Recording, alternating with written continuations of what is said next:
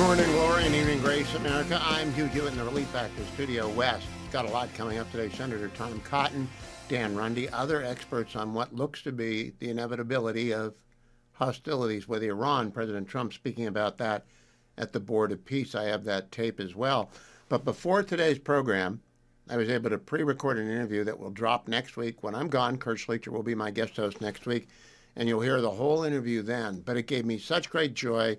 I just want to let you hear a little bit of it right now. Dennis, welcome back. This gives me great joy to talk to you. How are you, my friend? That is a complex question. I'm, since November 12th, 2024, I have been paralyzed from the shoulders down. So that goes a long way in answering your question.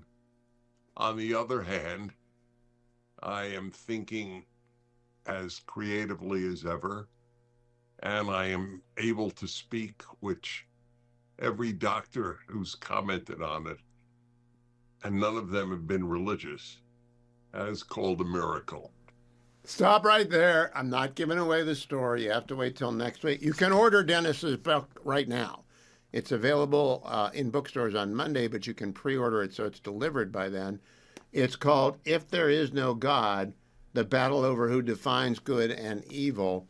It is written with the assistance of his dear friend Joel Alperson. It's a fabulous book. I've read it over the last week knowing I was going to talk to Dennis today. And we spent a half hour on subjects immediate and remote, enduring and eternal, and just as fresh as yesterday's news. We talked about 10/7. We talked about his recovery. We talked about the imminence of the war with Iran. We talked about all that, but the book doesn't drop until Monday, so I got permission just to play a little clip, little teaser, as a way of getting you to go and purchase Dennis Prager's brand new book, If There Is No God. If There Is No God. It's in bookstores on Monday, but you can have it on your doorstep if you go to Amazon or Barnes & Noble right now and order If There Is No God. Dennis Prager back in the game. So much fun to talk to him. Last time I saw Dennis, he couldn't speak. Now he speaks quite well, quite clearly. He'll take his time occasionally, but it's a fabulous interview. Kurt will play it for you next week. Now to the imminence of war, which appears to be, to me, certain. Donald Trump at the Board of Peace this morning, cut number one. Now is the time for Iran to join us on a path that will complete what we're doing. And if they join us, that'll be great. If they don't join us, that'll be great too. But it'll be a very different path. They cannot continue to threaten the stability of the entire region, and they must make a deal. Or if that doesn't happen, I maybe can understand. If it doesn't happen, it doesn't happen. But bad things will happen if it doesn't.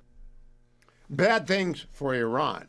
There's a lot of reporting out of Israel today about the order of battle plans, and you never know, but the Israeli media does have amazing sources within the IDF and the government, and it appears as though the missiles are the number one target. Try and take them out immediately and preemptively.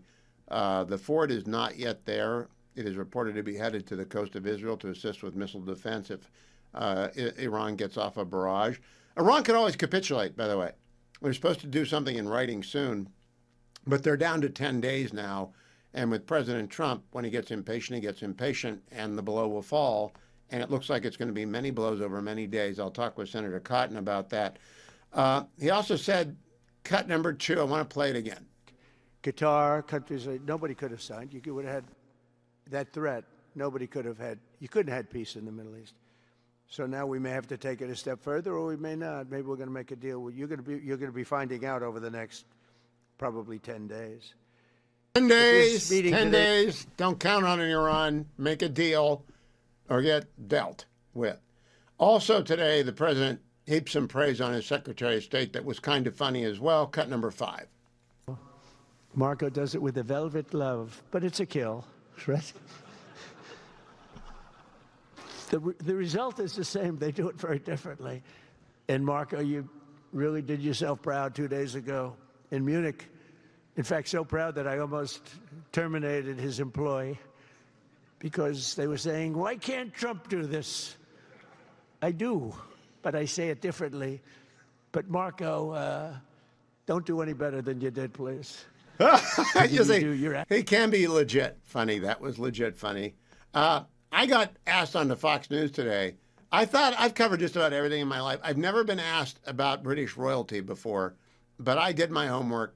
This was with John Roberts earlier this afternoon, cut number 8. And let's bring in Hugh Hewitt, Fox News contributor and host of the Hugh Hewitt Show. So these charges, the allegation, the investigation, not about sex. It's about whether or not he gave confidential government documents to Jeffrey Epstein. But as Jillian and I were talking about just a second ago, this is kind of like popping Al Capone for tax evasion. Well, good afternoon, John. Misconduct in public office is the charge. That's a common law crime in Great Britain, meaning it goes back centuries. In fact, it goes back to before the United States was founded, before the colony of Virginia existed. And it's pretty expansive. It can cover all sorts of actions by a public official wrongfully carrying out their public duties. And there are lots of cases about this. It can be a life imprisonment. Now, very few things are as annoying on television as a lawyer talking out of the top of their hat about things that they don't know about. I practice con law and land use law, but I dug into some of these precedents. And if Andrew gave confidential documents to Epstein from which Epstein could make a buck, it's clearly covered. But there isn't the process that we have in the United States where we get an indictment and a detailed charge of what is happening. But as it happened after the explosion of documents ordered by Congress, we have to assume that they found an email from Andrew to Epstein, including an attachment of a public note, and that would be misconduct of public official. But it's not a criminal statute. It's common law. So wait till you get to the sword cases. It goes all the way back to 1600, people fighting in the wrong places with swords. So it's a wild kind of a charge. Right. But it's one that, as was pointed out moments ago, could land him in prison for an awfully long time if he were to be convicted. Analysts are portraying this as a huge blow to the British nation and maybe an even bigger one to the monarchy. Some people going so far as to say that this could be the beginning of the end for the monarchy. What do you think? I don't agree with that, John, because I think it's such a integral part of the United Kingdom and everyone else that recognizes Charles as their sovereign and head of state. We've had abdications. We even go back to Charles I, who lost his head to Cromwell and gang. So there have been lots of crises in the long and tortured history of the British monarchy. But England without a king is really kind of unthinkable. Charles has got nothing to do with this, Charles III. I'm glad that Elizabeth II is not around to see this because it's deeply embarrassing to everyone in the royal family. But it's a pillar of the United Kingdom, and those who think it's going to bring down the monarchy have been expecting the monarchy to end for about 1,000 years. Not going to happen. You know, Democrats were pushing so hard to get these Epstein files released, thinking that they were going to fall hardest on Donald Trump. While the president is mentioned a number of times in various documents, there's nothing to suggest that he was guilty of any wrongdoing. Meantime, Democrats are falling by the wayside, including Catherine Rumler, who was the lead counsel for Goldman Sachs. After she stepped down, this is what Democratic consultant Michael LaRosa wrote on X. He said, quote, "And another Democrat bites the dust. How many more Ds will be embarrassed, dragged through the mud, or declared guilty by association? I've lost track of the Team Blue casualty count so far, but in terms of politics, these files continue to embarrass only one party over the other. What's the end game here?" Did Democrats shoot themselves full of holes by pushing so hard for the documents release? I think they did, John. The blast radius is so large and getting larger, and it seems to be taking so many more Democrats down. By the way, it's exonerated Donald Trump. It's absolutely, completely exonerated Donald Trump. He's got nothing to do with the misdeeds of Jeffrey Epstein.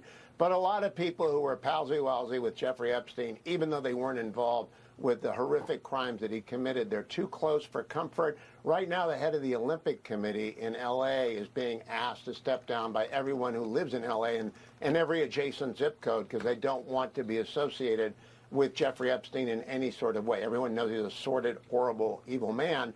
And so, as I said, the blast radius is large. The only thing that's going to get this off the front pages is when President Trump begins the attack on Iran. And even then, we're going to continue to hear echoes of this as Andrew goes to trial in Great Britain, or at least is released after a thorough investigation. It's just going to go on and on and on. Real quick, you so sure that the president's going to attack Iran? I believe he is. I think one does not assemble that kind of armada, that kind of firepower, and then not use it. If he did that, it would be a shadow on his presidency and on his legacy. There is only one way out for the Ayatollah: capitulate. Give up everything, their missiles, their uranium. They might even have to leave the country, or there are going to be as many holes around the Ayatollah's bunker as there are around the friends of Jeffrey Epstein. All right. That was earlier today on Fox News. Always fun to be on with John Roberts, who knows what he's doing. I'll be right back, America. I'm Hugh Hewitt. Welcome back, America. I'm Hugh Hewitt. Pleased to welcome Congressman Chip Roy to the program. Chip Roy is running for Attorney General in Texas. Early voting has begun. Chip has been a longtime friend of the program, back to when he was chief of staff to Senator Ted Cruz. He and I get along on about 95% of the issues. I'm so glad he's running for AG because state AGs matter. Chip, I was just thinking in my head, Josh Hawley, Eric Schmidt, right now Steve Cox is the Attorney General in Alaska. I've had so many great friends, David Yost in Ohio. AGs in the states matter a lot. Some people, though, would say, why change the House of Representatives where you're a major player to be Attorney General? Why is that? Well, Hugh, great to be on the show. And you're right, we are great friends. And look, that give and take and those disagreements sharpen us and make us better. And I appreciate them. And you're right, attorneys general have a great presence in Congress and the Senate. Former attorneys general who have gone that direction. But the reason I'm going the other direction is because, look, after 4 terms, which I will serve out this year, my 4th term, you know, I think I've made a big difference, had a big impact, tried to change the town. And look, but I'm 1/435th of 1/2 of 1/3, right? And as Attorney General, you're 1 of 1. And the state of Texas is under direct assault by the radical left, by Marxists. They want George Soros funding, you know, DAs and judges that are letting criminals on the streets. Our border, when it's under assault, like Trump's got it under control now, but under Biden, Mayorkas, it was a total disaster. And then the Islamification of Texas. It's a real thing. It's a real issue. It's well funded. There's 600 different groups that are doing it. And it's not just Epic City and all those things and not just CARE. It's an organized effort. And that and election integrity and then other issues. The AG's office is really important. It's the biggest law firm in the state of Texas. It's the #1 AG's office in the state of Texas, in my view. And look, Ted Cruz, my former boss, was the Solicitor General. A lot of our great leaders have come through that space. And so I want to go home to Texas and fight for Texas, because if we lose Texas, there's no America. You know, the first time I met Senator Cruz was at an Alliance Defending Freedom dinner at which former President George W. Bush was the guest of honor. I was blown away by the guy's, you know, just complete grasp of everything constitutional. Does this argument, does the debate for Texas depend upon knowing what you're talking about? Because you'll win those debates. We might not always agree, but you're always prepped. Do they actually know anything like what you know, your opponents? I mean, respectfully and as humbly as I can say it, no. I mean, look, I've been in the trenches. I've been in the fights. I've been in constitutional issues. I was a Senate Judiciary lawyer. I'm the former First Assistant Attorney General, former federal prosecutor. I'm the chairman of the subcommittee on the Constitution. I've worked for Ted Cruz. Look, I've been neck deep in this stuff. And I think, look, Hugh, I view this through a bit of a spiritual lens. You know, I think you know this, that I went through cancer 14 years ago. I had Hodgkin's lymphoma, stage 3, and I had a 4-month-old daughter and a 2-year-old son. God gave me more time on this planet. I believe that he's brought me to this moment with the skills and the background that I have and the tested, you know, being someone who's been tested in the fights in Washington. I think I'm well prepared to try to lead Texas forward at a time when it's really critical that we do so. So, you know, look, those substantive fights are sometimes hard to bring out for the electorate to hear them. You know, things get distilled to sound bites and ads. But people know me. They know who I am. They know I'm an independent voice. I'm 99% in line with the president and support the president's agenda and Speaker Johnson. But when I disagree, I do it. I'm independent. I follow the Constitution. I follow the truth wherever it may lead.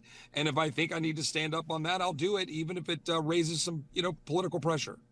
I really don't think Texas can do better for an attorney general than Chip Roy. And we're on right now in every major market in Texas. And I get down there enough to, and I teach con law, and Chip Roy knows his stuff. Now, I want to talk to you about the Islamification of Texas, because I read stories about it, Chip, and I can't even believe it.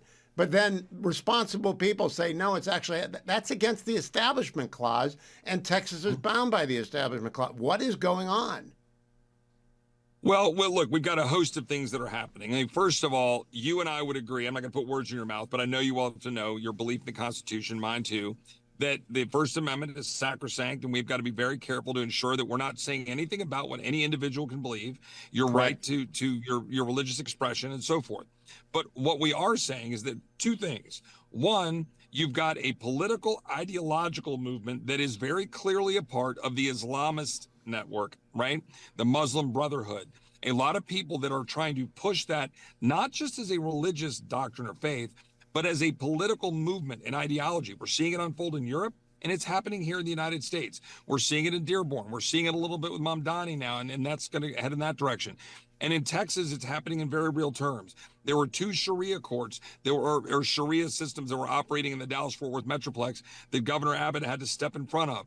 We're obviously dealing with CARE and dealing with the Muslim Brotherhood. The governor's declared as terrorist organizations because of their deep affiliation, and you know this. Remember the Holy Land Foundation case from the Absolutely, early terrorists. Yep. Yeah, and they're the unindicted co-conspirator from that's affiliated with CARE. All of these things are resulting in things that you're now seeing with this epic city, right? This compound, this 400 acres, that they try to say, oh, don't worry, it's fine. It's open to anybody. We're not going to have Sharia. But when you start looking at it, that's not true. That's why the AG is going after them on deceptive trade practices and other things. We've got to expose this. We're in the part of doing that. We're going to defend the Constitution, but we're going to stand up against this political ideological effort to remake Texas and Islamify Texas. Now, Chip Roy, when I first read about that, I thought to myself, where is the United States Attorney? Because that's got to violate the Federal Fair Housing Act. Is the AUSA or the USA's on your side down there? Yeah, I believe so. And to be fair, I haven't had a direct conversation with the U.S. attorney in that district up there. Funny enough, when I was a federal prosecutor, I lived in McKinney, worked in Plano, worked in Sherman. I was right up the road there from where this is occurring, where Epic City is. So we need to have that conversation. But I'm certainly alerted the Department of Justice is looking into this. I know Harmeet Dillon is looking into this. I know that they're all very well aware of what's happening. And I know the current Attorney General, Ken Paxton, has been in conversations with the Department of Justice. So I'll let them speak to it, but I know they've been having those conversations. Well, let's close with the specifics. When can people early vote? When is the primary? And probably going to be a runoff. You might get 50% plus one. It's possible you're that popular, that you're that qualified. But when are people voting early? When do they vote in the primary? And when would a runoff be? Yeah, thanks. So the early voting started this past Tuesday. It runs through this week and into next week through next Friday. The actual primary date is March 3rd. Chiproy.com. You can follow me, ChipRoyTX, CHIPROYTX on X/Twitter. If we have a runoff, it'll be in late May. I think it's May 26th or 7th, but anyway, late May. We do want to try to win it outright. I want to save the money. If we go to a runoff, look, we'll win it. If there is a runoff, it'll probably be against a guy named Mays Middleton, who's running a lot of negative ads on me. We'll push back. With all due respect, he's never been in a courtroom. He's never been a prosecutor. He's never run the AG's office. He's never run a law firm.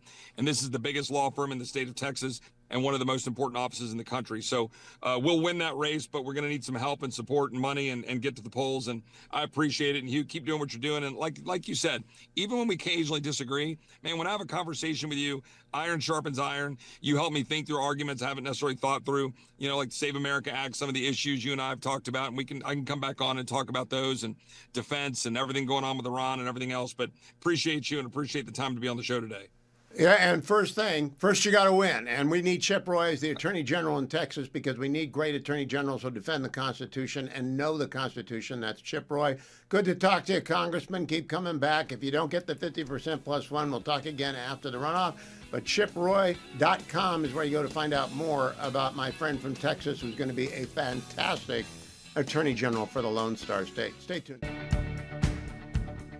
Welcome back, America. I'm Hugh Hewitt. Eliana Johnson is the editor-in-chief of the Washington Free Beacon. She's also a contributor to the Commentary podcast almost every morning. I have not listened this morning, Eliana, because I was here early taping an interview with our friend Dennis Prager, who's back in the game with a brand new book, If There Is No God, so that cheered me up. But then I heard about the Potomac, and I'm worried about you. I didn't realize that there was sewage on the banks of the Potomac as far as you can see. Stay away from the river, Eliana. Oh, don't worry, Hugh. You can actually see it out my back window here. Not the poo, but the Potomac. And I'm on the Virginia side of the river, so I think we're okay. I just wouldn't even go over the Mem Bridge right now. I wouldn't want to have the odoriferous experience. Eliana, I listen every day to commentary, and you folks are working very hard not to obsess on Iran, but I obsess on Iran every day. So I'm going to make you obsess on Iran with me. How do you read the tea leaves today? You know, Hugh, I heard the president put a 10-day time frame on this and say, well, we'll know in the next 10 days whether there will be military action or whether these negotiations work out. I have to say, I don't put too much stock in this. As you recall, the president put a 2-week time frame on negotiations, and about 48 hours later, we had Operation Midnight Hammer. But the best thing, Hugh, I have read on this is a piece of analysis by Walter Russell Mead in the Wall Street Journal, who, just as a student of Trump, said this is exactly where the president wants to be, which is at the center of all the news coverage, with the fate of a nation and its leaders at his control. And he's at the center of it all, and he can decide, is he going to try to take out the mullahs? Is he going to merely attack their nuclear program? Is he going to agree to a bad deal and let the mullahs live another day? Is he going to do nothing at all? This is Trump's sweet spot and where he likes to be, and I think why we are seeing this drag out. Another potential reason is the positioning of our military forces, which will allow us to strike if the president wants, and I'm not sure he's made up his mind, but also to defend against any potential Iranian retaliation against us. And it does seem like we are moving all of our potential, many potential air defenses into the region. Now, I want people to listen very closely to the president of the Board of Peace, because he doesn't say after 10 days or so, and he doesn't say it's going to be 10 days. Here's what he says, cut number 2. Qatar, countries like nobody could have signed. You would have had that threat. Nobody could have had. You couldn't have had peace in the Middle East. So now we may have to take it a step further, or we may not. Maybe we're going to make a deal. You're going to be finding out over the next probably 10 days. But this, so, Eliana, he didn't say it's going to be 10 days before you find out. He said we're going to find out over the next 10 days. That could be now. Could be now. And Hugh, key to Trump's strategy and his approach to world affairs is the preservation of the element of surprise. And that is what you heard. He said, we'll see how things play out. We may do something, we may not, preserving optionality for himself. And the president likes to keep both the news media and his adversaries on their toes and prepared to be whacked upside the head. So, Eliana, I'm going to ask Seth Mandel this later, because Seth has an opinion of the vice president, which I don't share, that he's an isolationist. Do you think he is? And on what is that opinion based, if you do? You know, Hugh, I'm not sure we know fully what's in the vice president's heart. I think right now we see him out there supporting the president's policies, which is his job as vice president. And he's been a pretty capable defender of Trump's. We saw that particularly on the campaign trail, and we see it when he tangles with the news media. Now, if Vice President J.D. Vance runs for president, we will begin to see he'll have the chance to differentiate himself from the president and to talk to the American people about what his views on world affairs are and where he stands, and have the chance to differentiate himself from the president. But I don't think I'm in a position to say what's in his heart and what his real views are right now. It's simply not his job, and he's been a really capable defender of this president. Yeah, I've been interviewing him since his book came out, and then when he ran for Senate a number of times, I moderated a debate. He has just never struck me as an isolationist or a so-called restrainer, but he's got this rap, right? I mean, you hear the rap all the time, this reputation for being from the restrainer wing that is sort of overblown in my view. But if I can be corrected, by all means, what's the best case that he's a restrainer? I don't know of any. Sure. I think the case for that is that he's got close friends and allies in that wing, including Tucker Carlson, is a close friend. And not only that, but instrumental to his political rise. And both in this White House, you see it on the president, too. When folks in that wing of the party, step in it, the vice president and the president are reluctant to criticize. You know, they don't criticize people who like them and who are a part of their coalition. And, you know, we will see that shake out when there's a primary campaign and there are other Republicans. We're already starting to see it with Ted Cruz and others hitting hitting the vice president and others, but we're really going to see it ahead of 2028 when this becomes an issue in a Republican primary. Eliana, quick exit question. I think it will be a multi-candidate primary. I think there'll be at least 3 others besides the vice president. What do you think?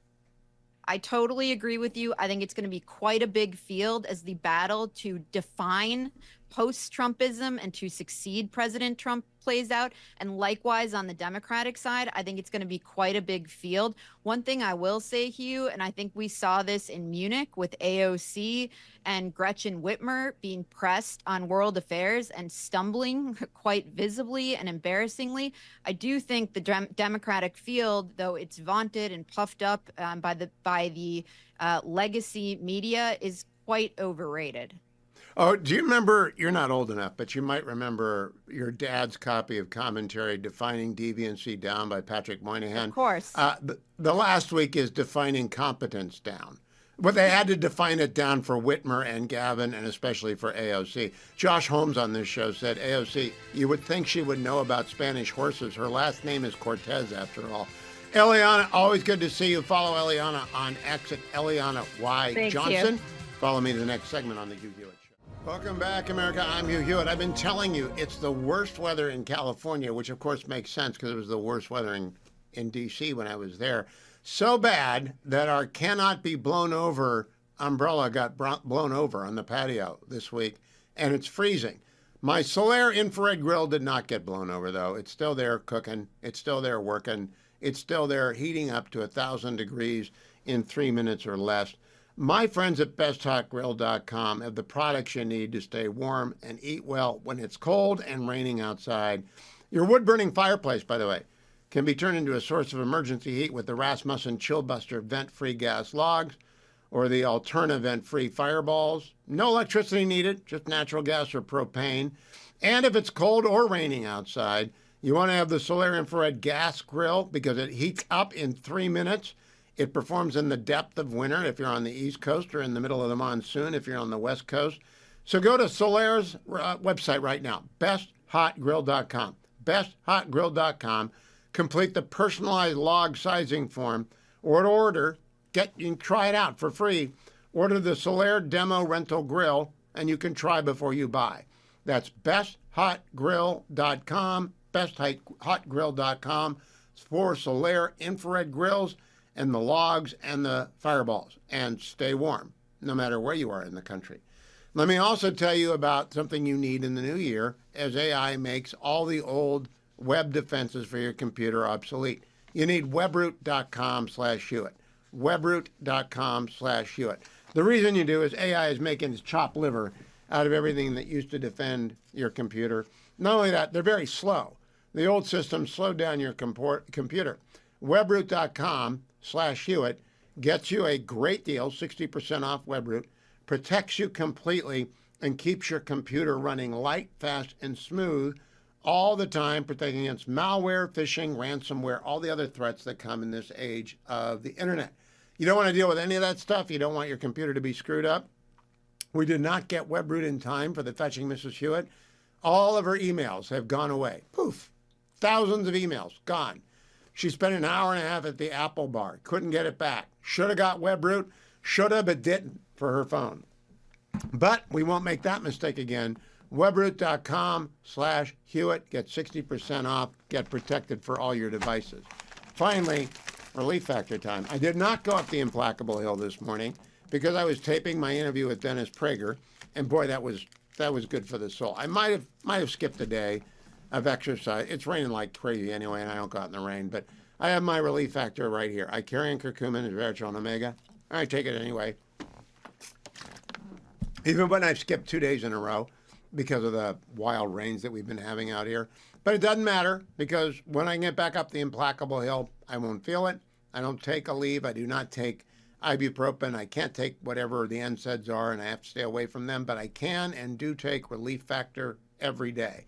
The starter pack for 3 weeks supply, so you can try it and find out if it works for you, is $19.95. Call 1-800-4 and the word relief. That's less than $1 a day. 1-800-4-RELIEF, or head to their website, relieffactor.com, relieffactor.com. Senator Tom Cotton is next. From the Senate Intel Committee, right to you in your car or at home on the Salem News Channel. Stay tuned. Morning glory and evening grace, America. I'm Hugh Hewitt. Welcome. Pleased to be joined by the United States Senator from Arkansas, Senator Tom Cotton, Chairman of the Republican Conference and Chair of the Senate Intelligence Committee, and a noted New England Patriots fan. It's taken him a week to recover from that. Senator Cotton, welcome back. I hope you're feeling better. Hugh, it's good to be back on with you. Now, Senator, I don't know if you're allowed to tell me. You're a member of the Gang of Eight that gets briefed when big things are about to happen. Are you allowed to tell me if you've been briefed yet? No, Hugh, we're not in session this week, so all of Congress is scattered all across the country, some around the world. No, I'm here in Arkansas. I just spoke to our County Judges Association. I've not been near a secure phone. I've just been enjoying the time on the campaign trail and with my fellow Arkansans. But obviously, we're staying in close touch with the president, his senior team, and strongly supportive of what they're doing to try to make Iran or to eliminate the threat from Iran once and for all. Senator, I'll come back to that, but I want to ask you about the campaign. We're on in Little Rock. We cover a lot of the state. Is anyone running against you this time, or are you getting another ollie ollie in free? No, Hugh, that's pretty rare in the Senate race. Yeah, I've got a couple opponents in my primary, a couple Democrats vying for the general election. So the election's just about 10 days away now on March 3rd. Early voting is underway. So if you're in the natural state and you haven't voted yet, please get out and vote sometime in the next few days. I concur in that. Please go and do that. I just had Chip Roy on, who's running in Texas, and they also have early voting now. I'm not up to date on the calendar. Let's turn to Iran. Let me play for you what the president had to say on his flight down to Georgia last hour, Senator Cotton. Can we play that, Harley? Today on Iran, bad things will happen if Iran doesn't make really bad things. What will that? I'm not going to talk to you about that. Okay, can you explain though? What is the goal if there is a U.S. military Well, we're strike? going to make a deal, or we're going to get a deal one way or the other. But with a military strike, is it to wipe out their nuclear program? I'm not going to talk to you about that, but we're either going to get a deal or it's going to be unfortunate for them. And you said today 10 days. Have you given them a deadline firm to make a deal? I would think that would be enough time, 10, 15 days, pretty much maximum. So pretty much maximum, but he doesn't say it's going to be 10 or 15 days, Senator Cotton. You're a pretty expert at listening to and translating the president. What's he saying? Well, Hugh, it's what he's been saying for more than a decade now, is that we cannot tolerate a nuclear Iran. For that matter, we can't tolerate a nuclear Iran that is armed with thousands of ballistic missiles that can target not just our troops in the region, but also our friends in the region and much of the civilized world.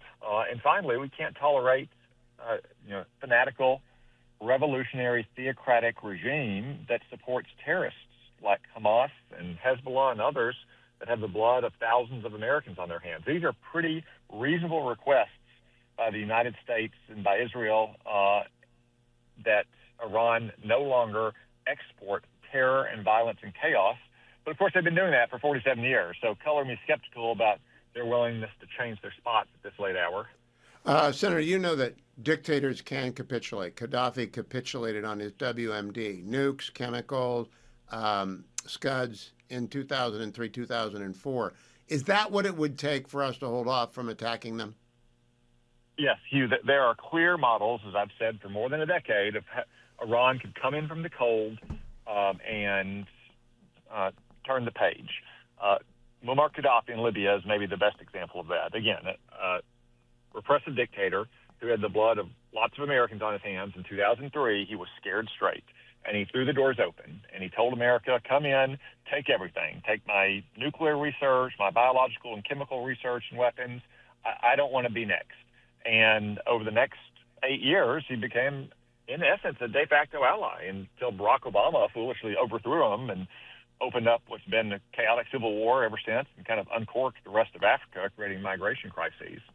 But that's what genuine disarmament would look like. If Iran said, here, take all of our nukes, By the way, we don't need ballistic missiles that can shoot halfway around the world either. And we promise we'll not only cut off Hamas and Hezbollah, we'll give you the keys to the kingdom and tell you where all the money's been going and where they're located and how you can get a hold of them. Senator, yesterday, the Metternich of MS Now, Ben Rhodes, posted that we're on the brink of war and there's been no debate, no talk, no resolution in Congress. First of all, I assume everybody in Congress is talking about Iran to each other, and I also assume the AUMF from 2001 is adequate to the day, but I also assume the president's inherent Article 2 power is adequate to the day. What do you think? Well, yeah, I mean, I think the president, as commander-in-chief, has the authority, all the authority he needs under the Constitution to take military action to safeguard this country. It's rich that the Obama crew would be talking about military action without any debate or vote in Congress. That's exactly what Barack Obama did in 2011 when he toppled Muammar Gaddafi. The difference is, Hugh, that Gaddafi, by that time, was a de facto ally, pro-American. Iran is the most virulent anti-American regime in the world. And that's the real dividing line for the Obama crew and the Democrats, is they always want to attack and undermine our allies and to appease and capitulate to our enemies. Now, I also recall that during Team Obama era, they did not follow, they entered into a treaty with Iran, a bad treaty, a bad deal. You wrote a letter to the Iranian government telling them it's not a treaty because they didn't submit it to us. I believe the same would apply to President Trump. If they entered into a deal with us, it ought to go to the Senate, right? Hugh, I made two simple observations in that letter, along with 46 other Republican senators. One, if you don't have a treaty with the United States, you don't have much because it can just be reversed by the next president.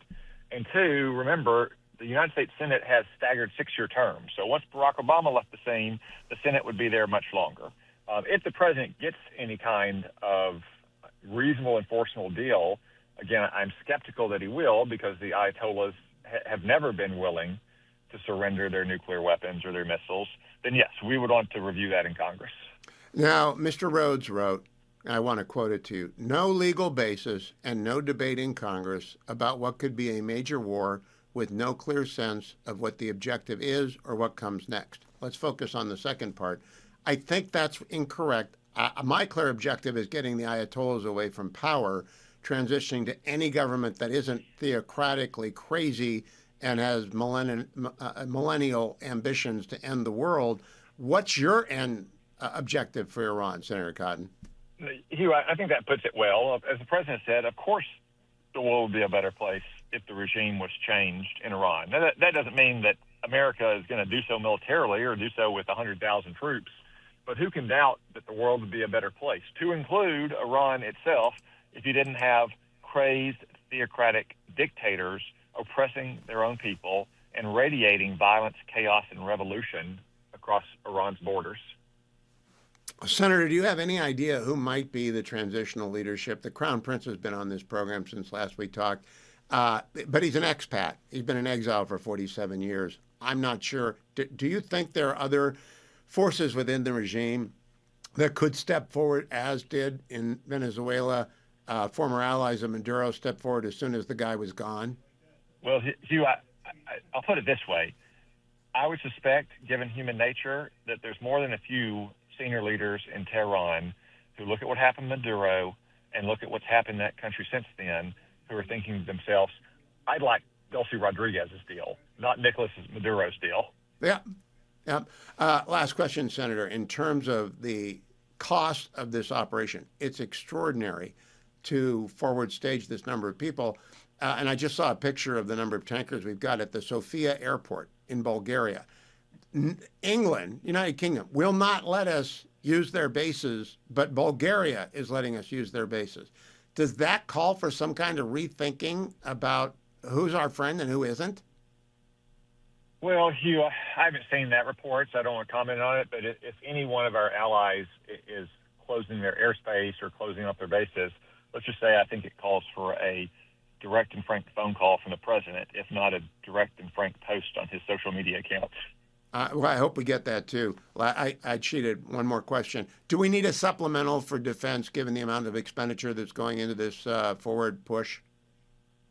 We very well might, Hugh, especially if appropriations are delayed again. We spent a large amount. We invested a large amount in the department last summer in the Working Families Tax Cut Act, and we just increased in the last year's annual appropriation spending a little bit. It still needs more, though, to be determined whether that's in a short-term supplemental or in the typical appropriations process.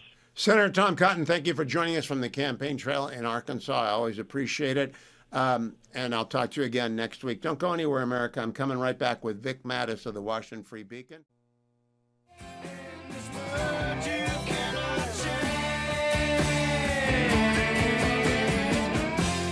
Welcome back, America. A little free bird for you. Vic Matus, do you know why I'm playing that? You're thinking of the Super Bowl commercial for Budweiser, or no? No? It played a prominent role in the Olympics today, but I'm not doing any spoilers. Okay. I think I heard something. I'm setting the table. Vic Good Matus, news. I'm mad at you. I know. You know why? I do, because I was talking about bad football teams, and for some insane, crazy reason that I cannot explain, I have no excuse, Hugh, I said the Cleveland Browns. We were talking about bad teams playing overseas because Mary Catherine and I were trying to explain about how to gin up excitement beyond our borders for American football. But every time they have some event taking place either in Germany or in Britain or somewhere else in the future, it's always kind of two teams that do fairly bad. And for some reason, I said Cleveland. And I know I should have known better. As soon as I said it, I thought he was going to hear this. And I know I should have said the Jets. I did hear that, but that's not the reason. That's why I always ask an open-ended question. That's because people interrogate themselves and they fall in. I feel like Peter Falk right now as Columbo. That's not the reason. You reminded me about the Browns. The reason is from the latest episode of Getting Hammered. Okay, no, I don't remember why you're mad. Okay, go ahead. All right. Ready. You taped that on Fat Tuesday. And you talked extensively about Chinese food and how great it is, and Peking gourmet, and how you do duck. You went on forever about what you like to eat at Chinese restaurants. And then it drops on Ash Wednesday, Vic Matus. I know. It's unfair for the rest of us who have to fast, and that fasting involves, it's a very peculiar thing, Hugh, as you know, as a fellow Catholic, because it's like, two small meals that don't equal the larger meal. But if your larger meal happens to be a Chinese buffet, you could pretty much eat anything you want. So that was unfair for most of us, because all we're doing is thinking about food the one day we feel like we can't have it. So guilty as charged. You talked about it on Tuesday, so you could run out to your local Chinese deli and grab as much Kung Pao, whatever that you wanted, and then the rest of us who hear it on Wednesday. Now I want to go to doppelgangers. You were talking about being mistaken for other people. I didn't recognize the name of the person with the blockhead that you don't like being compared to. Who is that? Yes. That is the professional golfer KJ Choi, and he's a very good golfer. So that we actually don't have in common. But when my good friend pointed that out, the first thing I think is, do we all look the same? And then I went to check him out, and I said, my goodness, the skeletal structure, his head size is eerily similar. And I said, okay, that was fair.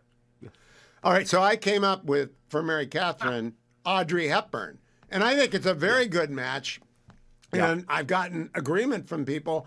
But I have two doppelgangers. At least I've been accused of two. One is the former lieutenant governor of Missouri. And if you're watching on the Salem News Channel, here's Peter Kinder. What do you think, Vic? Yeah, that looks like a twin of yours, definitely. All right. Yes, perhaps then, older. At the 2007 American League Championship game, I'm there with my brother, Rob Gennari, and Patrick Wilson, and a fan stumbles by and says, you're Stephen King, and this is what Stephen King looks like, and I was not happy. No, I mean, maybe they were thinking about your writing somehow. That they just thought, there's a lot about the creativity that flows through you. No, there's some similarity just in the eyes, but that's about it. All right, let's go to the key issue of the day, the Potomac. I have been following this from afar, really afar. I'm glad I left D.C. last week. Where can you smell it, Vic? Well, this is the thing. This happened in late January, just before the big storm was to happen. So that is not an excuse for why there hadn't been better coverage, at least on the local level. But then when that happened, all anybody wanted to talk about was the snowcrete. And somehow it's like we almost wanted to convince ourselves that it was so cold that the sewage spill would just be frozen in place. That is not true at all. It comes out of the pipes and it's just spilling on top of the surface of what normally would be the water. So it was even worse. I mean, you've seen the video and footage of this now with the toilet paper. It's absolutely disgusting. We are down here. We don't smell it yet. This isn't the summertime. We just got an email from Arlington County assuring us our drinking water is safe because it comes from a source further upstream, they say. That said, everybody around us is saying, do not go into the water. Now, that's impossible right now. I look out my office window, and the Potomac was still largely frozen. But you oftentimes see in the late spring, well into the summer and fall, people love to go kayaking. People love to do all sorts of water sports. And even before the spill, Hugh, we were told, don't fall in the water and definitely don't, consume any of the water. But now it's just downright deadly. And that's disappointing. In particular, Hugh, where the spill happened is Cabin John. I don't know if you're familiar with that area. It's near the American Legion Bridge, Carter Rock, the Glen Echo Park. It is a beautiful, beautiful area in Maryland where a lot of people can go hiking. There are a lot of nature trails. Not anymore. So accountability Vic, is needed. Yeah. Have you ever read Stephen Johnson's The Ghost Map by chance? I have not. The Ghost Map is about the 1851 cholera epidemic in London. And the cholera epidemic began when there was a mixture of human waste with well water in London, and it spread throughout the city through the pipes. So I'm not buying Arlington. Are they sure there is no way for that? Cholera travels by human waste. I mean, it wiped out London. Yeah. Well, the good thing is that even if they're wrong about it, I'm pretty sure they'll still all have their jobs. Because as you know, there's no accountability. It's all Democrats here. I mean, and they keep on getting reelected year after year. There's no other alternative. I wish there were. And you're talking about what happened up in Cabin John. That's up in Maryland. And so, I mean, there's the D.C. Water Authority that's involved. The EPA, of course, now should be obviously has to be involved, and Lee Zeldin is only now getting into it. But this is a very serious spill, and of course, Governor poor Wes Lee Moore, Zeldin. that's his state. His first month on the job, he had the Pacific Palisades with all the burned up batteries that had to be disposed of. Now a year in, he gets the Potomac, and I don't know that he signed up for a job that meant clearing up all this bleep, but he did. That's his job now, right? It's interjurisdictional. It's federal. Yeah. That's right. And I'm pretty sure that reporters will be definitely on him for that. Where the reporters were earlier is a good question. Again, we talk about the need for better metro reporting. There are some local sources, obviously, that were doing a good job. But a lot of it is, there doesn't seem to be a sense of urgency. Certainly when this first thing happened, you had local news radio, as you know, doing this. But none of the major papers were really spending that much time on what happened. I think the Free Beacon ought to be all over this. I don't mean all over it, but I mean covering it closely. Very quickly, kudos on the Free Beacon review by the latest atheist to try and get on the atheist train. I thought the review was one of the most devastating I've ever read. Who wrote that? The guy from the Ethics and Public Policy Center?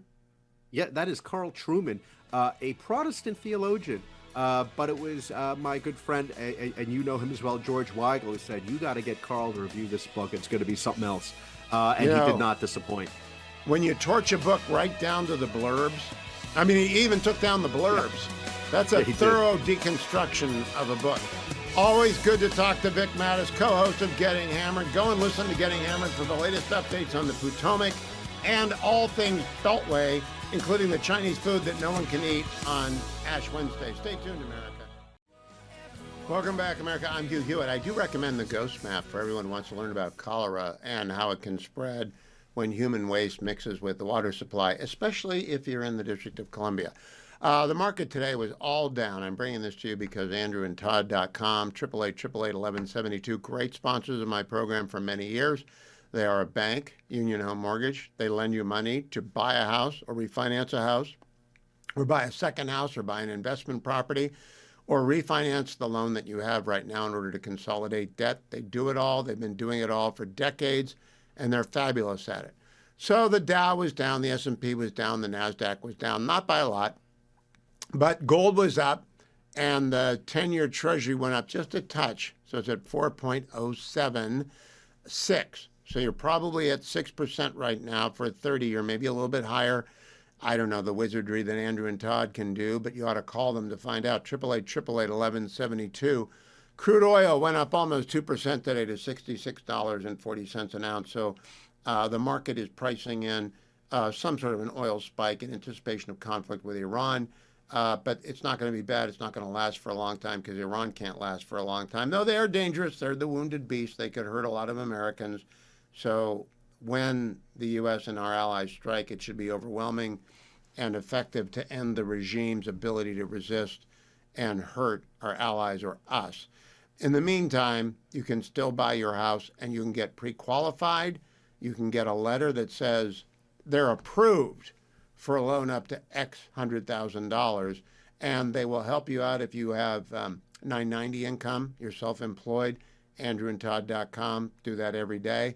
They'll help you repair your credit just to make sure there aren't any dings on there so you get the very best rate possible. The rate you get on a 30-year fixed or on a refi depends upon who you are, where you are, and what you're trying to do and how much you're going to put down. You got to call them. You got to go through the paperwork, but there's no one better to do it with than andrewandtodd.com. 888-888-1172. Since I'm saving you money, and you will save money with andrewandtodd.com, let me also tell you about Consumer Cellular, another great sponsor of the program. You can have savings and the same great service as any of the big cellular companies provide because they use the same towers. They just charge you less. The number for Consumer Cellular is 1-800-411-4454. 1-800-411-4454. Number one in network coverage, number one in customer satisfaction according to ACSI. You'll be working with an actual live human being based here in the United States to make the switch. It takes about 20 minutes. Keep your number, keep your data, keep everything that you want to keep. And if you're over 50, get one line of unlimited talk, text, and data for only $35 a month. And you'll get an additional $5 off a month for the first 5 months. And all the money you will save. Just remember to use my promo code HUGH25. Promo code HUGH25. And try it today. At least shop and compare. Get your phone bill out. Find out how much you're paying for cellular service and data, especially if you've got an unlimited data plan and you're over 50. You want to make the switch to consumercellular.com/Hugh. 1-800-411-4454. My code is HUGH25. Again, if you missed it, President Trump late this afternoon on Air Force One flying to Georgia said this, cut number 9.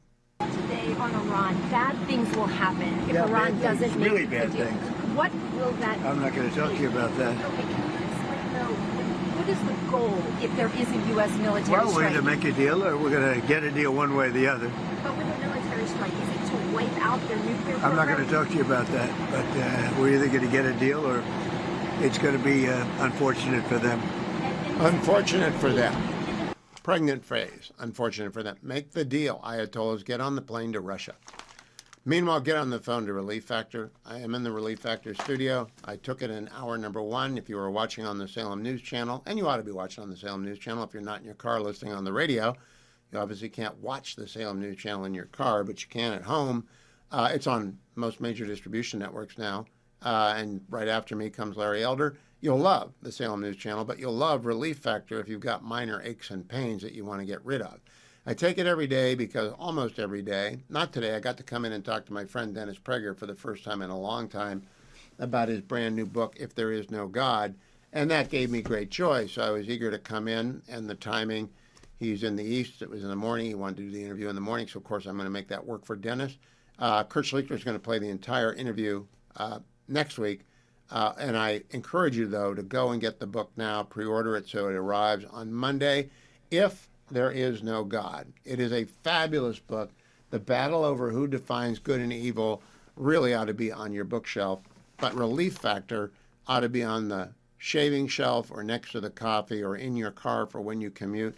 Take it every day. Call 1-800, the number 4 and the word relief, 1-800-4RELIEF, or go to their website. The starter pack is $19.95, less than $1 a day at relieffactor.com, relieffactor.com. I'll be right back with Josh Kraushaar. Stay tuned. Qatar, countries that nobody could have signed. You would have had that threat. Nobody could have had. You couldn't have had peace in the Middle East. So now we may have to take it a step further, or we may not. Maybe we're going to make a deal. You're going to be finding out over the next probably 10 days. Probably 10 days. Josh Kraushaar joins me, editor-in-chief of Jewish Insider. How do you interpret probably 10 days, Josh? Well, I have the same analysis that we've been talking about for the last several weeks, which is that Trump would like to make a good deal with getting Iran to give up its ballistic missiles, not continue building its nuclear facilities, and preventing all of its rogue activities in the Middle East. Iran has not. I mean, with the diplomatic meetings in Geneva went nowhere. Iran has not put anything on the table. The Wall Street Journal just came out with a breaking news report that Trump seems to be thinking about a very limited strike against Iran as a means to try to get them back to the bargaining table and to actually make concessions to show that he's serious about a more extended military engagement. But my read of Trump is that he would really like to make a deal. The Iranians, as has been their ideology for decades under the Ayatollah, don't believe in giving up their nuclear program and their rogue regimes and their rogue activities in the region, and that's going to really force Trump's hand. So we'll see where things go. I think I said on the show, Hugh, that I was sort of skeptical that Trump would go ahead with military action. I don't think he wants to. I think he'd prefer diplomacy, but given Iranian intransigence, we may actually see the prospect of military activity. Now, Josh, I've got the Wall Street Journal story in front of me on the desktop. Trump weighs initial limited strike to force Iran into a nuclear deal. It begins, President Trump is weighing an initial military strike on Iran to force it to meet his demands for a nuclear deal, a first step that would be designed to pressure Tehran to an agreement but falls short of a full-scale attack that could inspire a major retaliation. The opening assault, which if authorized could come within days, would target a few military or government sites. People familiar with the matter said, if Iran still refused to comply with Trump's directive to end its nuclear enrichment, the U.S. would respond with a broad campaign against regime facilities, potentially aimed at toppling the Tehran regime. First of all, that's really ambiguous sourcing. It's not senior aide to the president, a well-informed official. It's people familiar. That's like the worst sourcing, isn't it, Josh? It is, and it's. I was amused earlier in the week when there was an initial readout from an unnamed U.S. official of the talks with the Iranians in Geneva that they seemed to go well, and it turned out they were a disaster. The Iranians didn't agree to anything. So I always am cautious about leaping to any great conclusions based on one unnamed source, especially in this White House. There's a lot of different views on foreign policy, so I think that's extra significant in this case. But look, I do think, given, and you've laid it out on the show so with such detail, Hugh, but the scope of the buildup over the last month in the Middle East, in the Gulf, suggests that Trump is not playing around, and he is very committed to at least the option of a military strike against Iran. Now, Josh, again, I'm not crediting this report, but let's assume for the sake of argument that there's some truth to it. It would be a very bad idea to do a limited strike and give Iran the opportunity to let go with a fusillade, as opposed to a debilitating major first strike to take out all their missile capacity that we could. I mean, I'm not a general. I have never served in the military. I read spy thrillers and I talk to generals, but that just seems to me to be a really bad choice. What do you think? Well, I think perhaps the worst option would be that you kind of have this symbolic pinprick that's staged, go back to the bargaining table and hope to get anything more out of the Iran. And when I say stage, I don't mean that it's not, that the Iranians are asking for this, but the fact is that there's a lot of symbolic activity that may not do much at all to degrade Iranian military capabilities, do very little to really send a message about the U.S. being serious. So yeah, I mean, I do think the worry is that Trump doesn't want to go to war, and he's trying to figure out a way out, and Iran is not giving that. They're not conceding anything. So on one hand, it looks like we are prepared to go to war with Iran. On the other hand, it does seem like there's some indecisiveness from the president, and that's not a good sign. Well, I question whether or not he's just not doing the strategic confusion dance again. But I do think a pinprick or a symbolic strike is the worst idea I've seen because of what Khamenei has said and his generals have said, which is massive retaliation for any kind of strike. That means Israel gets every ballistic missile they can get off in round one, doesn't it? Yeah. Well, that certainly could be the case, and I think this is not something you don't play with the military for symbolic strikes. You go and have a mission, whether it's to take out nuclear facilities as we did in the 12-day war, whether it's to get rid of some of their ballistic missiles that they've been building up and getting from other rogue countries, whether it's to attack the IRGC because they've been slaughtering Iranian civilians. Like there's, and frankly, Hugh, I think the president would be well advised to speak in front of the country to actually lay out the mission and the goals and why we're building up our military personnel in the Gulf. But I think that's the big. There's a lot of and look, Trump has been good, as you said, Hugh, about kind of being coy about his intentions. Sometimes that's a good thing, but I do think that the clarity in the mission and what the goal is, it would be helpful, to, at least from the American public's point of view as well. Well, we might get that in the State of the Union. We also might get an announcement during the State of the Union that the bombing of Iran is underway. With this president, you can't tell. I am curious how you read the Israeli leaks, which are not quite big, 6 feet from the shelter, but getting there. Yeah, I mean, we had a report in yesterday's Jewish Insider that they don't expect an imminent military strike this weekend, the Israelis. So, that was one sense about the timetable. Look, Prime Minister Netanyahu made a very short visit to D.C. to meet with President Trump. They didn't have any press briefings after. They didn't talk to the press or do the traditional kind of Trump comment, Trump conversations with the media after the meeting. So, I mean, I think that means they must have had some very serious talks about, gaming out what would happen if the U.S. does indeed strike Iran. And then there's reporting that the Israelis would also be involved in such military action. There's reporting. Whatever you want to read, you can go and find and read, actually, somewhere, because nobody knows nothing except Donald Trump and maybe Prime Minister Netanyahu. Josh Kraushaar, follow him on X at Josh Kraushaar. Follow me to the next segment of today's Hugh Hewitt Show. Stay tuned. Welcome back, America. I'm Hugh Hewitt. Not only President Trump, but Secretary Rubio and others spoke at the Board of Peace today. Vice President Vance was pretty funny. Cut number 3. President, very much for your leadership, but also for the kind words about me personally. I knew exactly what I wanted to say, but then after the president said that I was so smart and that I didn't want to repeat our congresswoman who froze for 20 seconds over in Munich, now I'm tempted, sir, just to freeze for 20 seconds and just stare at the cameras, and maybe they'll say nice things about me like they do about Congresswoman Cortez. But I have 3 very brief messages. First of all right, now, it's okay to jab at Cortez. They're going to be running against each other in all likelihood, though we don't know that they'll both get the nomination. Here is the Vice President's message on the Board of Peace, cut number 4. I have 3 very brief messages. First of all, to the President of the United States, but to the entire team, to Marco, to Steve, to Jared in particular, who've done such an incredible job. I think what this Board of Peace represents is a recognition that if you actually have a President of the United States and a team that's committed to diplomacy, it can actually work. When I look at what happened to Israel on October the 7th, all those innocent people who were murdered, the fact that you had all of these hostages, and of course, a terrible war that came from it, I remember thinking to myself, how is it ever going to be possible to get these hostages home safely, to make it possible for the people of Gaza to actually have a reasonable future, but also to ensure that Israel is never attacked again? It turns out the answer was you just needed a president who was committed to the effort and committed to the work, and that's what we had, thankfully, under the leadership of this president. And you got to make peace, but then you have to make the peace stick. And that brings me to my second point. That's what the Board of Peace, I think, is fundamentally about, is making the peace stick. And it's an incredible thing that you guys have all done. So to all of the leaders gather here today who are investing in the future, who are investing in peace, we're grateful to you. We're grateful for your partnership.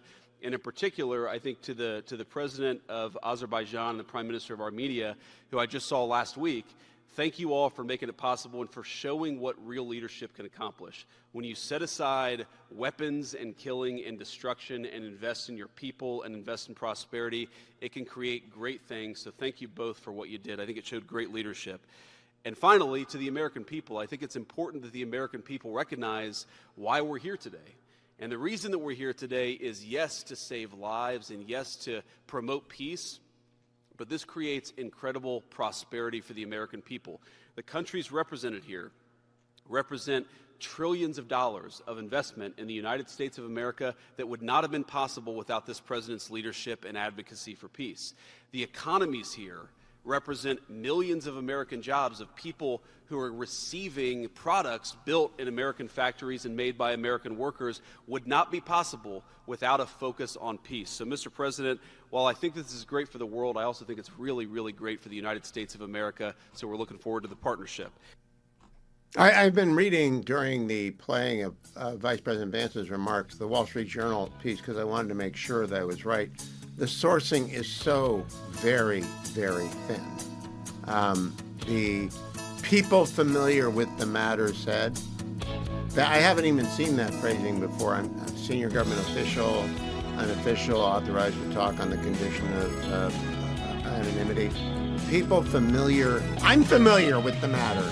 I didn't talk to the Journal, though. It wasn't me. Stay tuned, America. Coming right back with Jim Talent and Seth Mandel and more on the next hour of the Hugh Hewitt Show.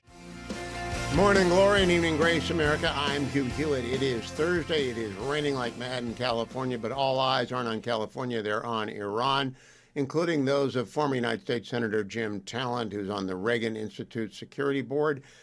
Jim Talent, welcome back, Senator. I want to begin by asking you about Ben Rhodes, former Deputy National Security Advisor to President Obama, posted yesterday, quote, "No legal basis and no debate in Congress about what could be a major war with no clear sense of what the objective is or what comes next," end quote, end post. What do you think? Well, let's take the objective first, Hugh. And I anticipated you asking about Ben Rhodes, and so I went and printed off page 5 of the National Security Strategy. You know, if this goes on much longer, I'm going to end up reading all of page 5 at one point or another, because I read part of it after the Venezuelan operation. Here it is, by the way, and you notice the bold part, which our audience can't read yet. I'll read it to you. That's about the Middle East. It says, "We want to prevent an adversarial power from dominating the Middle East, its oil and gas supplies, and the choke points through which they pass, while avoiding the forever wars that bogged us down in that region at great cost." So what is the adversarial power? Who is it that wants to dominate the Middle East, shove their version of Sharia law down everybody's throat, to include most especially the Gulf states, and has threatened to and would love to shut down the choke points for oil and gas in the Middle East? Who is that, you? Yep. It's Iran. Yep. Right. And so what we're doing is preventing that adversarial power, from doing that. And the operational goals, I think they're pretty clear. The president is going for a big win, which is what he does. And a big win would be somebody wearing a military cap in Iran, either now or after an attack, deciding that they'd like to survive and maybe keep some of the loot they've stolen from the country. So they push Khomeini aside and decide to play ball with us. That would be a very big win. But at minimum, if that doesn't happen, because the mullahs are not going to make a deal, and if you don't think Donald Trump knows that, you don't know Donald Trump. He does not miss the obvious in the negotiations, okay? And then let me read to you. An hour ago, the Wall Street Journal posted a story. Trump weighs initial limited strike to force Iran into a nuclear deal. It then reads in the first two graphs, President Trump is weighing an initial limited military strike on Iran to force it to meet his demands for a nuclear deal, a first step that would be designed to pressure Tehran into an agreement, but falls short of a full-scale attack that could inspire a major retaliation. The opening assault, which if authorized, could come within days, would target a few military or government sites, people familiar with the matter said. If Iran still refused to comply with Trump's directive to end its nuclear enrichment, the U.S. would respond with a broad campaign against the regime, potentially aimed at toppling the Tehran regime. these are sources familiar with the situation. I think that's nonsense, Jim Talent, because it would give Iran a first strike on Israel and our allies. I think it's highly unlikely. I think when he hits, when we hit, and I think we're going to end up doing it because I think the mullahs are going to stay in control, and they're not going to do this deal. Although there's a chance. I mean, Neil Ferguson thinks that on Dan Senor's show, he indicated he thought there was a chance, and he had some pretty good arguments for it. No, I think we're going to hit him much harder than that. It is not only possible but likely that we will reserve some targets as secondary deterrents. And you've talked about Karg Island. I mean, but we can hit them very hard while still retaining targets that will secondarily deter them. And as I said, I think the goal is either to get a deal now, that's not likely, to get a deal with new leadership after a strike, that's much more likely, to have the protesters come out again because they're encouraged by after a strike, because they're encouraged and because the regime is weakened further, and overthrow the regime, that's possible. And if we don't get any of that, the minimum we're going to get out of this is destroying their ballistic missile arsenal, which means they will have lost 2 of their 3 tools of power. They've lost the nuclear program and they've lost the ballistic missiles. And because their economy's in the tank because of our sanctions, they can't support the proxies anymore. So we're going to get, the odds are very high, we're going to get a solid win out of this. The question is how big a win. And if you read The Art of the Deal, you'll see this is exactly how Trump set up all the deals he talks about there. I'm on the chapter now with the Atlantic City casino. It's fascinating. Well, he again, developers are deal people and they know what they're doing on deals. Let me talk to you now about the deal with the United Kingdom. Harley, if you would put up for our viewers on the Salem News Channel and for Senator Talent, this is a picture of Sofia International Airport in Bulgaria with a half dozen KC-135s parked on the ramp last night. Now, Sofia's in Bulgaria, which was on the wrong team during the Cold War. So when you and I were young men in Washington, D.C., the idea that Bulgaria would be our partner, but the United Kingdom would be telling us we can't use our air bases for this was unthinkable. But that is the report out of the United Kingdom, Jim Talent. How do you think that sits with the president? Well, you know how that sat with the president, and so do I. Look, I have a soft spot for the Brits, and I'm hopeful. I think they're going through a lot of internal turmoil. I hope they get to the right place in the next couple of years. But this is an example of exactly what our people have been complaining about. I mean, first the president, then Vance, then Speaker Johnson in his own way before the House of Commons, and now Marco Rubio. Okay. We have a foreign policy realist administration insofar as you can capture Donald Trump's doctrine. And by the way, that's what I think Vice President Vance is. Realists believe, and I think they're right, that the international order can only be anchored and be stable if it's anchored by nation states who nurture tools of power so they can achieve their own strategic goals, but also so they can work with nations who have common interests and goals to achieve the common goals. That assumes the other nations have capabilities that can be actually of assistance. So the Europeans have disarmed, they've driven their economies in the tank, and now they're not even going to let us use their airfields. And this is exactly why we're complaining about them as allies. They need to hold up their end. And they have to hold up their end, and this is the de minimis. I mean, just overflight right. That doesn't cost them anything. It's our bases. They are a NATO ally. I don't understand it. I'm hoping the reports are wrong, but they are many. I want to circle back and conclude where we began. The Obama bros, the pod bros, the kiddies who surrounded President Obama with unicorn and bubbles thinking during his 8 years. Why are they so upset that Iran is teetering on the brink of collapse? Well, because they had a foreign policy that was crazy for the Middle East. Their policy was to try and stabilize the Middle East around a partnership with Iran, which was crazy. I mean, it just, there was no way that the Islamic Republic, while it was controlled by the mullahs, was ever going to try to do anything other than dominate the region and its choke points to the detriment of the United States. Oh, and I want to address Rhodes's claim that there has been no debate and this needs congressional authorization. And you mentioned it before. I believe, if I'm correct, that we had an 8-month bombing campaign in Libya. Correct. We flew, if I recall, 25,000 sorties, including 7,000 against Libyan forces. We're not going to have an 8-month bombing campaign here. What did Robert Greenway say? 2011, no authorization from Congress, but well within the president's Article 2 authority. As a matter of fact, the House voted against authorizing, and it was a bipartisan vote. Now, that did not pass the Senate. So, I mean, there was considerable congressional opposition there. But the president had the authority under his Article 2 authority, and he did it. And so does Trump here. I mean, if Congress wants to weigh in, it'll happen when there's a supplemental. And you talked about that with Tom Cotton. I think they're probably going to need one. I think Tom said that. And I think it's going to pass. And that's going to be congressional approval.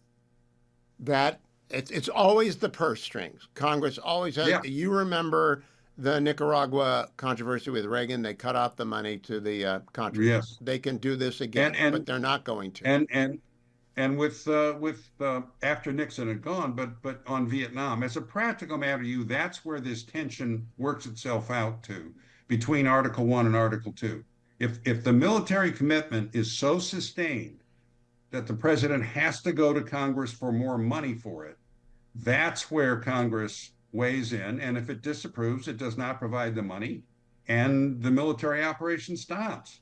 This is not going to get succinctly said. Senator Jim Talent from the board of the Reagan Institute for Peace Through Strength. Next week, page 6 of the National Security Strategy. Thank you, Senator Talent. I'll be right back with Seth Mandel.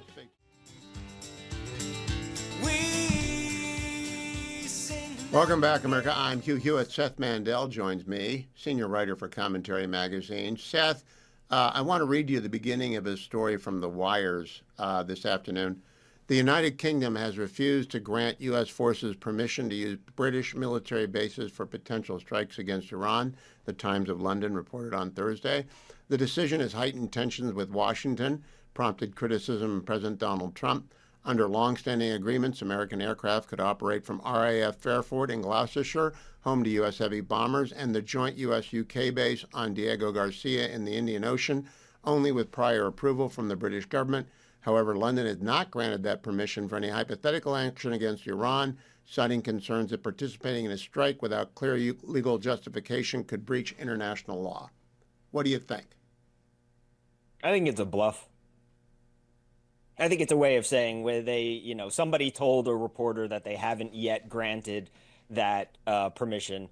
And, that's something that when things are in place and ready to be moved there and ready to go, that they'll get. I just don't think that Britain is going to stand in the way of what is essentially meant to help free the Iranian people from the government that is mowing them down in the streets. I mean, the Europeans all talk about human rights and caring about human rights and civilians and all that, and this in Iran is nothing but civilians. That's the only people dying are civilians. The only people fighting are the regime.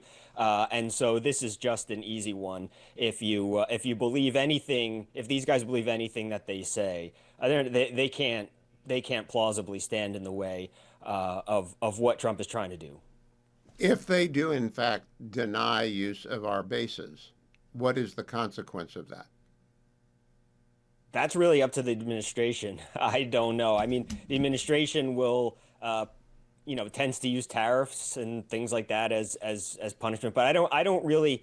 It's just hard for me to believe that diplomatically, Britain would be the reason that these innocent protesters rising up for democracy in Iran would be left at the mercy of their killers. So I don't think it's really going to be necessary. But I don't know. It's a good question about what the retaliatory measures would be. I don't know. All right, let me show you a picture of the Sofia airfield in Bulgaria, where a half dozen of our biggest cargo ships are located. You know, I was a kid in the Reagan White House 40 years ago. The idea that we would be able to use the Bulgarian airplanes, airports, but not the United Kingdom, is astonishing to me. That was the age of Thatcher. I just can't believe it. Not if they want NATO to survive. Yeah, no, I that's why I say I don't believe it either. I just, there's been a lot of talk about the transatlantic alliance and whether Trump puts that in danger. But, when Iran lobbed a couple hundred missiles and drones at Israel, the British were there to mobilize Yes. and try to protect the skies. And so were the Jordanians, by the way. So these coalitions that Trump puts together involve Americans, Europeans, and Arab states. And I just don't see, I mean, I can see why Arab states would want to not be obviously playing, front and center roles in this with Iran. Like, I can understand why the Saudis are trying to sort of walk a tightrope here. But in the end, this either happens or it doesn't. And if it happens, it's because Trump put together roughly the same coalition that he did last time to do it. Now, Seth Mandel, the Wall Street Journal published 65 minutes ago a story by Alexander Ward, good reporter. Trump weighs initial limited strike to force Iran into a nuclear deal, and Alexander cited sources familiar with the situation, and it says he's going to hit them with a small strike to force them to the table on a big deal. I think that's insane. I think that would give Iran the opportunity to launch a massive first strike on Israel and our bases. I don't believe it. Do you believe it? No, but I also think that Trump and the Israelis are preparing for any scenario. Trump has been probably more hawkish with regard to Hezbollah in South Lebanon than the Israelis have been in recent months. There have been several credible reports that he's been kind of pushing the Israelis to make sure that Hezbollah doesn't stick its head up above ground and doesn't get rolling again. Obviously, there's going to be smuggling and other things that are going to get Hezbollah weapons and money, but and some capabilities. But he's been telling the Israelis, don't let the weeds overgrow the garden. And the Israelis, I think, have been more hesitant than that to strike because they don't want another war in Lebanon. They don't want to open up another front or be the ones to open up another front. But I think that this has been Trump's way of saying, and the whole administration, it's saying, let's take care of every contingency. Don't give the Iranians a chance to hit back from anywhere. Don't give them options for a first strike. Don't give them options for retaliation. Keep them down, keep the boot on their neck until we're ready to decide exactly what we want to do. And when that happens, it won't be for fear of retaliation. And he has not shown a willingness to allow Iran and its proxies the space to even be able to carry out an initial first strike to surprise us or something like that. I mean, I think he's really got them tied up. I hope you're right, but I think the one way to forfeit any advantage that has been built up is to give them a chance to go first, and Israel does not have a history of that. Last question, Seth. I haven't heard commentary this morning, but yesterday you seem to be persuaded that the vice president is a restrainer, neo-isolationist. I am not. What do you base that on? Well, I base it on the speech that he gave where he enunciated this most clearly was last year or the year before. He gave a speech where he talked about the speech is mostly remembered for the fact that Vance explained why he's a supporter of Israel and why Israel is a good ally. That's usually where you hear the relevance of the speech because it was one of the few times that, Vance made clear that, yes, we think Israel is an ally and, and they're valuable and they provide us. But in that speech he had laid out the idea that there really can't be, that weak nations are far, that they take more than they get, and that, our alliances should be with strong states like Israel. In his opinion, in Israel, you obviously get the intelligence, you get the improvement on aircraft, you get all sorts of weapons capabilities when the two work together. What you get from Israel is very, very clear. It's a strong army. It's a first world power in a crucial region. And so, but he does not seem to feel that way. And when he made the speech, he was pretty clear that he didn't feel that way about, say, Ukraine and others. So I think he tends to, not want to feel like he's carrying anybody along. And that's what makes me, gives me the impression that he's more of a restrainer than otherwise. I think All right, I'll have to go and read that. Intervene, I'm not familiar with it, but I will, and I'm glad you have something specific in mind, because I think there's a lot of mythology around Vance that has never evidenced itself to me in dozens of interviews with him over a dozen years.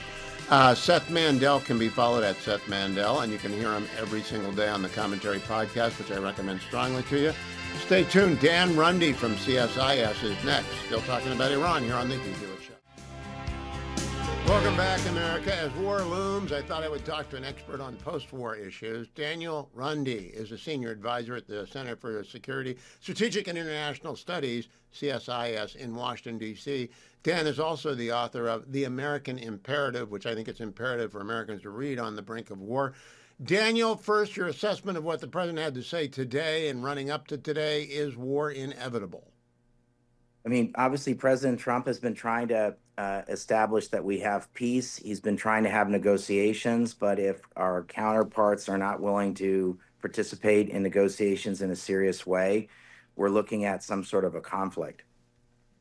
So Ynet is reporting today that there's a coordinated plan to destroy all the missiles, to do damage to the command and control structures throughout Iran.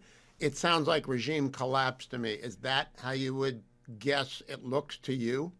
Yeah, I would call it something like regime collapse. This is not regime change by invasion. Rather, it's deterrence, it's nuclear rollback, it's creating conditions for Iranian-led change while avoiding a regional war. I think it's really important for your listeners to understand of the prize that we're talking about. Imagine a world where we're a mullah-free world in Iran, where we had some sort of a different kind of, either the current government decided that they were going to go on the wagon in terms of financing proxies and investing in nuclear weapons, and decided to change their behavior, which would be a great outcome. And I want to talk about that in terms of what the best day after scenario looks like, but also or there was some sort of a freedom uprising. There's been clearly a lot of people very, very unhappy with the regime. You have all these young people who are very unhappy. What's happened to the young people is outrageous. President Trump has talked about this. But I think in some ways, the best day after scenario is a boring day after scenario.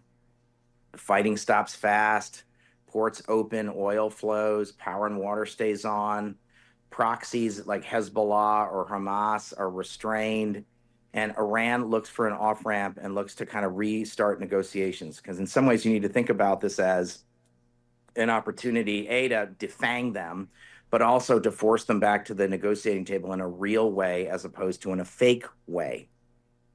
Dan, do you think that would mean that the Ayatollah Khamenei and the senior mullahocracy would have to be out of the picture because they're fanatics? I don't think they can see a way to actually sitting down and repairing their country with the world. Do you think they are reasonable in any way? No, I mean, these are crazy people. I mean, as you know, and one of the things I want to say is thank you for what you've done with your radio show about consistently talking about Iran. As you know, I'm a listener, but I think it's been important to educate the American people and listeners worldwide about what an evil regime this is. Ending this regime and ending the nature of this regime would be a really great thing for the world. So my hope is there's a small probability that they could say, oh, we're going to stop doing this. We're going to go on the we're going to stop being bad guys. But it's really hard to get these folks to change their stripes. So I think ultimately it's about defanging them, and it's about hoping to pave the way for the Iranians to bring about a different kind of a government on their own.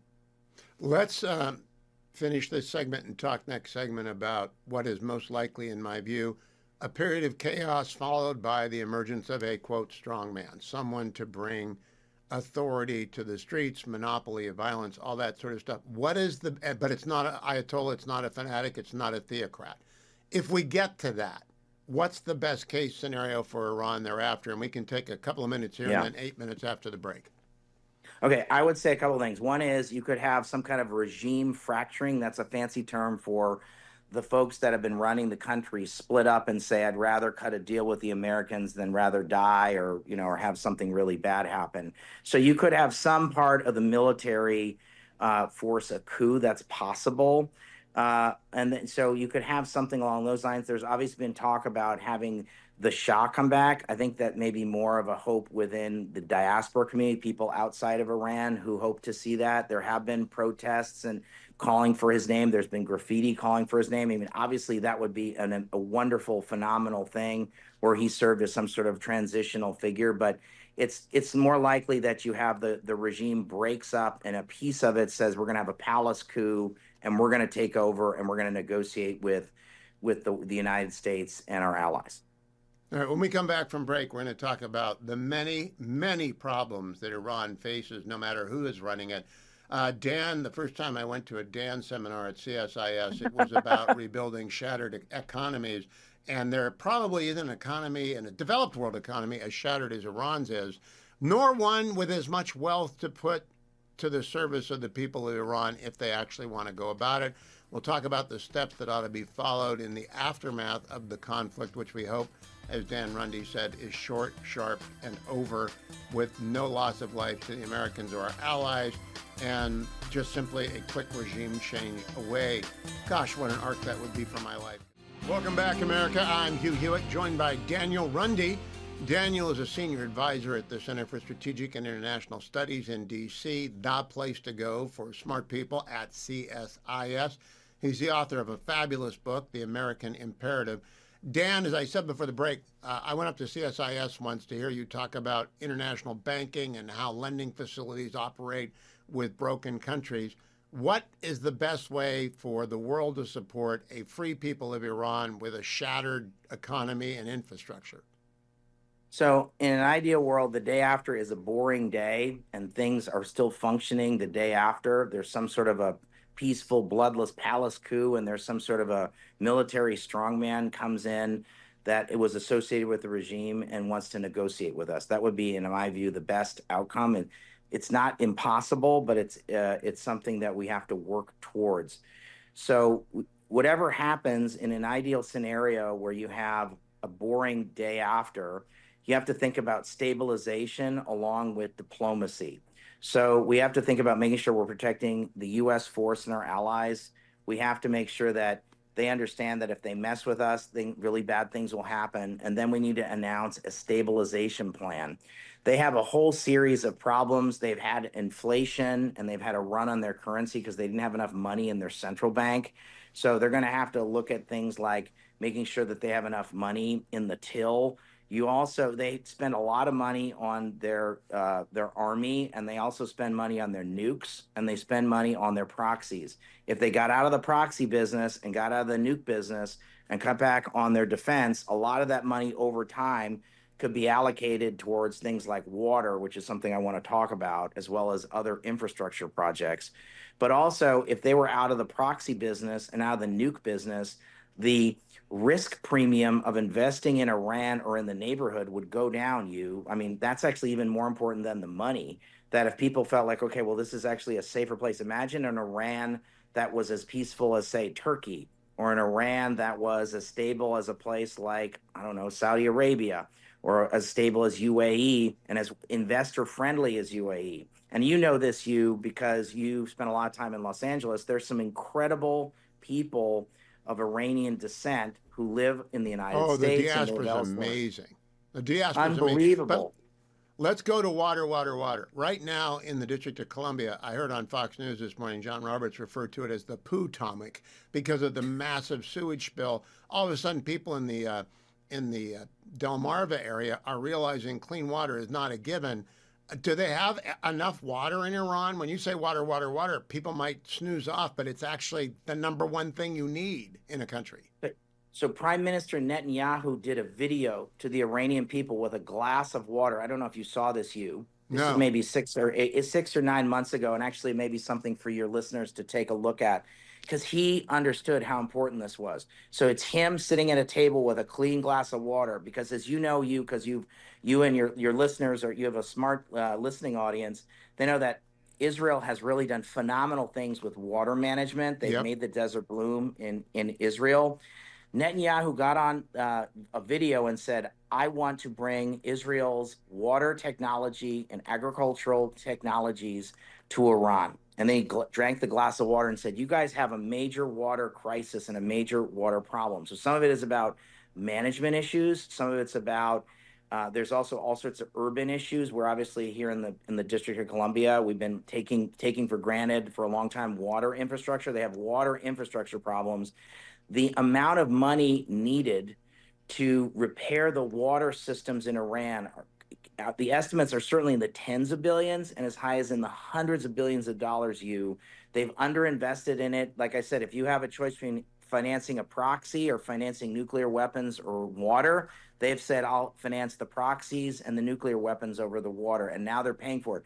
One of the regime's leaders has even openly talked about Tehran, people leaving Tehran and moving to other cities because there's not enough water for people to live in Tehran, that the water levels, and you know about this from California, like the water tables are so low for a bunch of reasons. But basically, a lot of it's mismanagement, underinvestment, but also lack of technology. So let's say you had a peaceful Iran. Imagine Iran, as you know, had a centuries-long peaceful relationship with Judaism before the Ayatollahs took over. Imagine a new partnership on water and water technology and agriculture in Iran with Israel.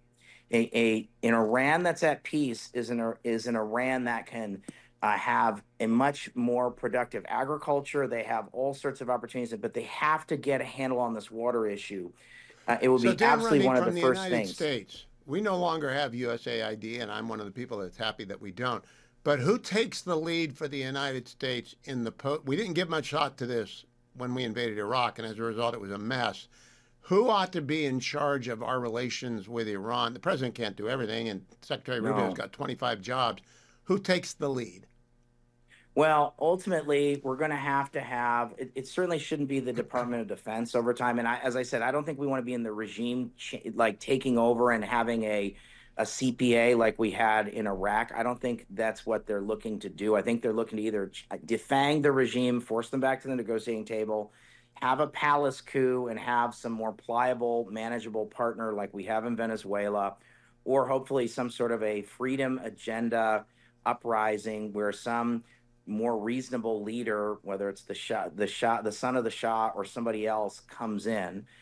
Given all that, we ultimately want the Iranians to run things. Look at what's happened in Venezuela, where in essence, the U.S. has been using different tools to help channel behavior and incentivize behavior, but has not put troops on the ground. I do not imagine a scenario where we're going to put troops on the ground, and I could see us channeling, and we want to manage the oil revenues so that they're not spending it on proxies and nukes, and rather spending it on things like water and electricity, and then helping to change the behavior of the regime so that all these fabulous Iranians in the diaspora come back and rebuild the country, invest in the country, and then others could come in alongside it. There's a series of institutions, of course, the IMF and the World Bank, your listeners have heard of it, but there's a series of other institutions that are less well known that over time could be very involved in the reconstruction of Iran. One is something called the EBRD, which has operations in Turkey, operations in the Caucasus, in the neighboring You don't countries. get to use an acronym without telling us what it stands for, Dan. Sorry, I shouldn't do that. I know I've been on your show before you, and Yeah, you owe me a chocolate sundae, and I know you're very particular at our about favorite your chocolate place. sundae.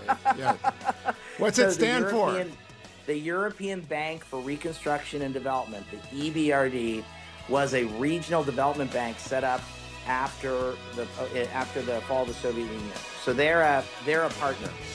All right, Dan Runde, keep coming back. Follow him on X at Dan Runde, DANRUNDE. He's a senior advisor at the Center for Strategic International Studies. Thank you, Dan.